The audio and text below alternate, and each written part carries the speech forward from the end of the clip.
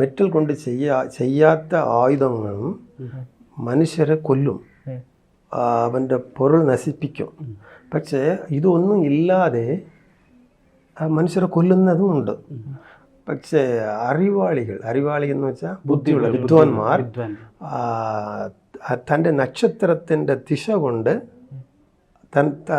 തനിക്കിട്ട് വരുന്ന കേടുകൾ അവൻ ഒഴിവാക്കും. ഇങ്ങനെ പറഞ്ഞിട്ടുണ്ട് ഒന്ന്. രണ്ടാമത്, വാനത്തിൽ നക്ഷത്രത്ത് സപ്തരിശി നക്ഷത്രങ്ങളെല്ലാം ചിങ്ങം രാശിയില്ലേ, അതിനകത്താണ് സഞ്ചരിച്ചത് ആ കാലത്ത്. അതല്ലാതെ യുദ്ധത്തിന് നാൾ പറഞ്ഞു കൊടുത്തത് എന്നാണ് ആരംഭിക്കുന്നത്, സഹാദേവൻ പറഞ്ഞു കൊടുക്കും. ഈ നാൾ നീ ചെയ്യുവാണെങ്കിൽ നീ ജയിക്കും എന്നൊക്കെ പറഞ്ഞു കൊടുക്കും. അതുപോലെ ശകുനിയില്ലേ, ശകുനീൻ്റെ ഫാമിലി മൊത്തമായിട്ട് നശിച്ചു പോകുന്നതും ഇതുകൊണ്ടാണ്.